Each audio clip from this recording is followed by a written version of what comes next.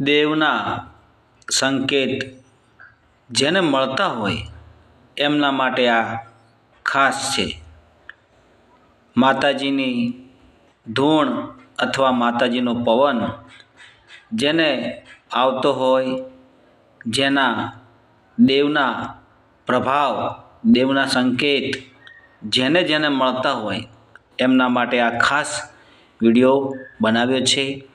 ઘણા લોકોનો પ્રશ્ન હતો કે માતાજીની ભક્તિ કરું છું, માતાજીના દીવા, અગરબત્તી, ઉપવાસ, વ્રત, મંત્ર જાપ ભક્તિ કરું છું માતાજીની, તો મને આ પ્રકારના સંકેતો મળે છે પણ સમજાતા નથી.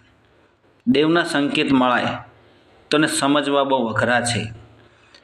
કઈ રીતે ખબર પડે કે આ માતાજીનો સંકેત મને શું કહેવા માગે છે? માતાજી મારા પર પ્રસન્ન છે, દેવ રાજી છે, સંકેત મળે છે પણ ખબર નથી પડતી અને ભૂલી જવાય છે, અટવાઈ જવાય છે. એટલે આ બધું કારણ ઘણા બધા લોકોના પ્રશ્નો હોય છે અને એમના માટે આ વિડીયો બનાવ્યો છે. જેને પણ આવા સંકેત મળતા હોય તો એમના માટે આ ખાસ વિડીયો છે. વિડીયો છેલ્લે સુધી સાંભળજો, જોજો, તો ખ્યાલ આવશે કે દેવ કોને કહેવાય, દેવ એટલે શું, દેવનો પ્રભાવ કેવો હોય, દેવ શું કરી શકે, દેવ આપણને શું બનાવી શકે, દેવ આપણને કઈ રીતે રાખી શકે. તો દેવ જેને ઓળખાય, જેને મળે તો એને સાચવજો, એના દીવાની સાર સંભાળ રાખજો, કુળદેવીને સાચવજો, તમારા પૂર્વજને સાચવજો અને તમારી પેઢીના જે પુણ્ય હોય, અજવાળું હોય, એને અજવાળું વધારે થાય એવા પ્રયત્નો કરતા રહેજો. મિત્રો, સ્વાગત છે તમારું મા વંદના યુટ્યુબ ચેનલમાં. તમે બધા મિત્રો હેમ ખેમ હોય, સર્વ કુશળ મંગળ હોય તેવી ગુરુદેવને, મા ભગવતીને હું પ્રાર્થના કરું છું.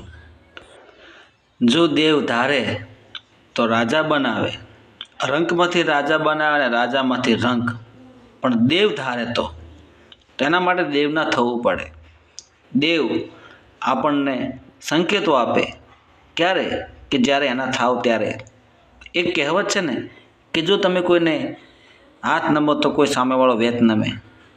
તમે રાખો એવું રહે, જેવું કરો એવું કરો. એટલે આ દેવ છે, તમારી કુળદેવી, રાજા છે, પ્રધાન છે, પણ એના જોડે આખો મરસીલો પૂજાતો હોય, દેવ બધા પૂજાતા હોય, મેલડી હોય, કાળકા હોય, ચામુંડ હોય, ગોગ મહારાજ હોય, સધીમાં હોય, સિગોતરમાં હોય, જોગણીમાં હોય, 84 ખાતું જે રાજા વડા જે દેવ હોય, પ્રધાન દેવ હોય, મોટામાં મોટું જે દેવ હોય, મરસીલો હોય, એના જોડે 84 ખાતું હોય. 84 ખાતામાં કોઈ રાજા હોય તો કામ કરવા ના જાય, પણ એના જોડે જે દેવ હોય એ બીજા માણસને કહે એટલે કામ કરે કે નહીં. એવી રીતે તમારે જે કુળદેવી રાજા કહેવાય, એના જોડે મરસીલાની મેલડી હોય, જોગણી હોય, ચામુંડ હોય, હડકમઈ હોય, કોઈ બી દેવ હોય તો એ તમારું કામ કરી દે. પણ તમને સંકેતથી એ ઓળખાય નહીં. તમારું કામ થઈ જાય પણ કયા પ્રકારે થાય, કયા સમયે થાય એ તમને જણાય નહીં, પણ થાય ખરું. તમે જે ધારો એ થાય, જેવું કરવા માગો છો એવું જ થાય, એના કરતાં પણ સવાયું થાય. પણ તમારી કુળદેવી રાજી હોવી જોઈએ, તમારા કર્મો સારા હોવા જોઈએ, તમારી પેઢીનું પુણ્ય સારું હોવું જોઈએ. જો દેવને સંકેત મળે તો ખાસ ધ્યાન એટલું રાખવાનું કે ક્યારેય કોઈનું પડાવવું નહીં, કોઈનું લૂંટવું નહીં, હરામનું ન લેવું, કોઈ નડવું નહીં, કોઈ પણ પ્રકારે તમારામાં અધર્મનો માર્ગ ન હોવો જોઈએ, સારો માર્ગ હોવો જોઈએ અને જન કલ્યાણ માટેનો હેતુ હોવો જોઈએ. તમારું કર્મ, તમારો ધર્મ, તમારી નીતિ, તમારો જે ભાવ હોય એ ભાવ જન કલ્યાણ માટે નિસ્વાર્થ હોવો જોઈએ, સ્વાર્થ વગર. આટલું તો ખાસ યાદ રાખજો.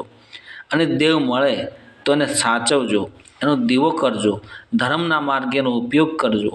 બની શકે એટલો તમે નિસ્વાર્થ રહીને જન કલ્યાણ માટે સારા કામ થાય ધર્મના, સનાતન હિન્દુ ધર્મના, એવા માર્ગે રહેશો તો દેવ તમને હજળી આપશે, દેવ તમને રાજા બનાવશે.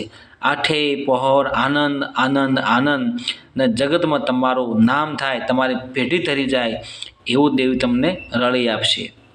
પણ જ્યારે જ્યારે અધમના માર્ગે તમે જાઓ, દેવનું નામ લઈ અને અનિત્યના માર્ગે તમે ચાલવા લાગો તો દેવ તમારાથી દૂર થવા લાગે છે. મિત્રો, કહેવાનો અર્થ એ છે કે ભાવેથી ભગવાન મળે, ભાવ વગર ભોજન પણ ન ભાવે. તરસ લાગે તો પાણી પીવું પડે, નીંદર આવે તો ઊંઘવું પડે.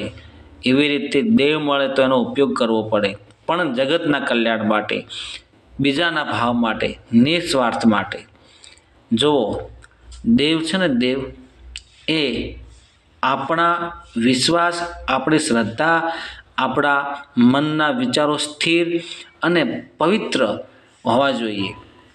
દેવ એક વિશ્વાસથી, એક તમારા અંદરના તટસ્થ વિશ્વાસ હોય છે કે હે માં, તારે તોય તું અને મારે તોય તું મારી. હે મારા પ્રભુ રામ, કૃષ્ણ, ભોલેનાથ, જે જે દેવ તમે માનતા હોય એના ઉપર વિશ્વાસ અતૂટ મૂકી દેવાનો, પણ વિશ્વાસ એક જ ઉપર રાખતા. બીજા ઉપર જો વિશ્વાસ તમે ડગમગાવી જશો તો ક્યારેય પણ તમને દેવ પ્રાપ્ત થશે નહીં. એક જ એટલે એક જ, માં ચામુંડ તો માં ચામુંડ, માં ખોડિયાર તો માં ખોડિયાર, મહાકાળી તો મહાકાળી. જે જે દેવ તમે માનશો એ જ દેવ ઉપર તમે સંપૂર્ણ વિશ્વાસ મૂકી દો. હવે 2 મહિના તમે મહાકાળીને ભક્તિ કરી, વળી એવું કોઈ તમને કહે કે ના અહીંયા ચામુંડમાનું સારું છે તો ત્યાં કરી, તો તમને વળી એવું લાગે કે ચલો 2 મહિના પછી ચામુંડમાં, પછી કોઈ 2 મહિના પછી તમને એમ કહે કે ચલો ભાઈ ખોડિયારમાં. તો આવી રીતે તમે દેવ બદલશો તો તમારામાં ક્યારેય જાગૃતતા નહીં આવે, ક્યારેય કોઈ દેવ પર વિશ્વાસ નહીં બેસે અને તમે રખડી જશો. વિશ્વાસ એક ઉપર રાખજો, ભક્તિ એકની કરજો. જો કોઈની વાતોમાં તમે આડાવડા જશો તો તમારું જીવન બરબાદ થઈ જશે, તમે સંકોચાઈ જશો, તમારું જે મન છે ડગી જશે. કહેવત છે ને કે મેરું તો ડગે પણ જેના મન ન ડગે, ભાંગી રે પણ એ બ્રહ્માંડ. મન ન ડગવું જોઈએ. અને ભક્તિ તો ખાડાની ધાર જેવી છે, કરો તો કરી જાણો તો દેવ પણ રાજી થઈ જાય અને તમારા ભર્યા ભંડાર કરી આપે, તમારું જીવન સુખી થઈ જાય. જીવનમાં એક વાત યાદ રાખજો, તમારી પેઢીનું પુણ્ય ક્યારેય ખૂટવું ના જોઈએ. તમારા પેઢીમાં અજવાળું રહે એના માટે કોઈ દાન દક્ષિણા, કોઈ ખવડાવવું, કોઈને ઠારવું, કોઈને મદદ કરવી, ધર્મથી ઢોકળા રહેવું, ધર્મના કાર્યોમાં રહેવું, નીતિ સાચી રાખવી, પવિત્રતા રાખવી, સચ્ચાઈતા રાખવી, જેટલા બને એટલી દેવથી ઢોકળા રહેવું અને સારી એવી ભક્તિ કરી સર્વ જગતના કલ્યાણના કામો કરવા. આવી બધી બાબતોથી તમે નજીક રહેશો તો 100% દેવ તમારા પર રજળી આપશે, તમને બધું જ પૂરું કરી આપશે, મનના ધારેલા કામ કરી આપશે. પણ ધર્મના માર્ગે રહેશો તો કર્મનું ભાથું એવું છે કે આજ નહીં તો કાલ એ તમને મળે છે. ભલે તમે ગમે એટલી ભક્તિ કરો છો, ઘણા બધાના ફોન મારા પર આવે છે, ઘણી બધી તમે ભક્તિ કરો છો તોય દુઃખ ને દુઃખ. પણ એનો એક જ જવાબ છે કે અમુક સમય એવો હોય કે તમે ભક્તિ ઘણી કરી છે પણ સમય અનુસાર તમને ફળ મળે. તમે એમ કહો છો કે આટલાથી દિવસોથી ભક્તિ કરું છું, 2 વર્ષથી, 5 વર્ષથી, તો એવું નથી. પણ સમય જ્યારે તમારો પાકશે એ વખતે તમને એનું માતાજી તમને એટલું બધું ભરી આપશે કે તમે વાપરે પણ નહીં વાપરી શકો, ખાધે પણ નહીં ખાઈ શકો, એટલું માતાજી તમને ખૂબ ભરીને આપશે. પણ ધીરજ રાખો, શાંતિ રાખો, અને ધીરજ અને શાંતિમાં બધું જ આવી જાય છે. સંતોષ જે આપે એમાં ખુશ રહો, સંતોષ રાખો તો દેવ તમારા ઉપર એટલો બધો રાજી થાય ને, તો માની કૃપા થાય ને તો બેડો પાર થઈ જાય છે. મિત્રો, કહેવાનો અર્થ એ છે કે ધર્મથી ઢોકળા, પાપથી વેગળા, ધીરજ રાખજો, શાંતિ રાખજો, સંતોષ રાખજો અને સારો સ્વભાવ, નિખાલસ, મીઠી વાણી, નેણ અને વેણ તમારા કંટ્રોલમાં રાખજો. તમારા વિચારો પોઝિટિવ રાખજો.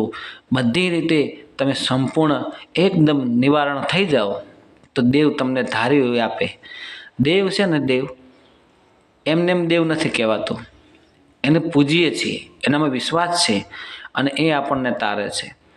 મિત્રો, આ વિડીયો તમે કયા ગામથી, કયા તાલુકા, જિલ્લા, શહેરમાંથી જોવો છો એ કોમેન્ટમાં લખજો. તમારા કુળદેવીનું નામ અને તમારા માતાજીનું નામ, તમે બધા જ હેમખેમ સર્વકુશળ મંગળ હોય એવી ગુરુદેવને માં ભગવતી કુળદેવીને હું પ્રાર્થના કરું છું.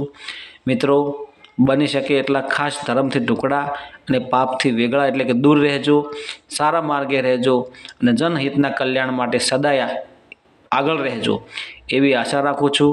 જય ગુરુદેવ મિત્રો, જય માતાજી મિત્રો.